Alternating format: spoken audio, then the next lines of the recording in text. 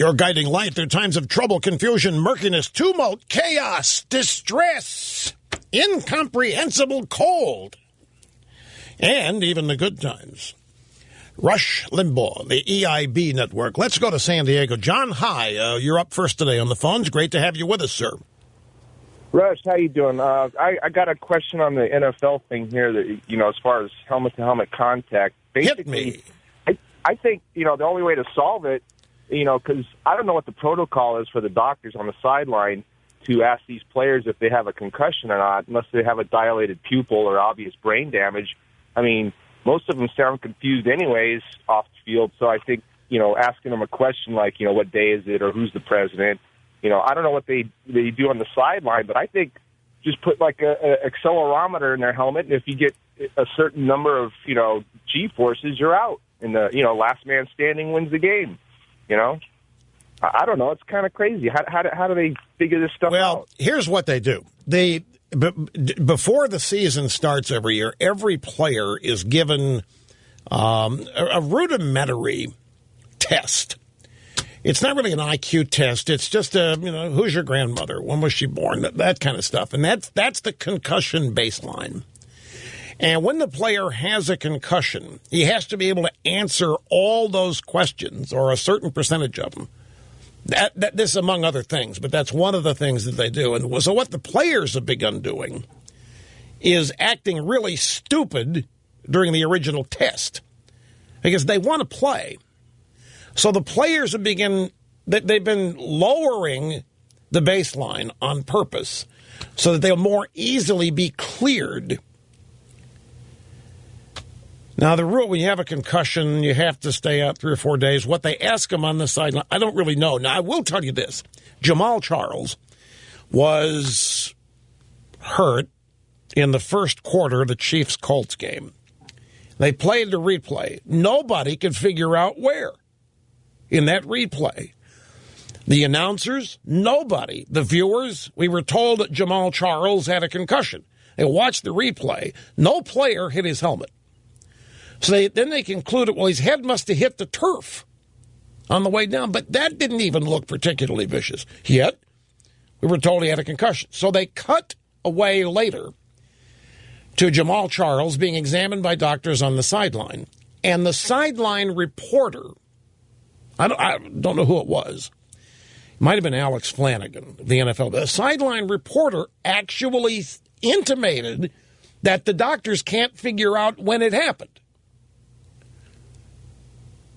They're not sure what happened because they look at the replay and it doesn't look like Jamaal Charles had hit anything, much less hard enough to cause a concussion. Yeah, he's out for the game. And my only point is that last year before, Jamaal Charles would have been back in. And there were 2 other concussions, I think, the Chiefs players suffered in the game. Once they're gone, once that happens, a concussion in the game, and you are finished. If the team calls it a head injury, then you might have a chance player coming back. But if it's called a concussion, and they've got doctors on the sideline now, they made a big deal about the doctors being independent, not paid by the teams, so that they're not working against the players' interests. And if a concussion is diagnosed, then that's it. You're histoire. You're gone. And you're not cleared until you pass what is called the concussion protocol, all during the next week. And that involves that baseline test that every player takes before the season starts. Simple questions that just in the normal course of a day you'd know the answer to. What's your mother's maiden name? When were you born? So the players will get that stuff wrong on purpose to lower the baseline. Some of them do because they want to play.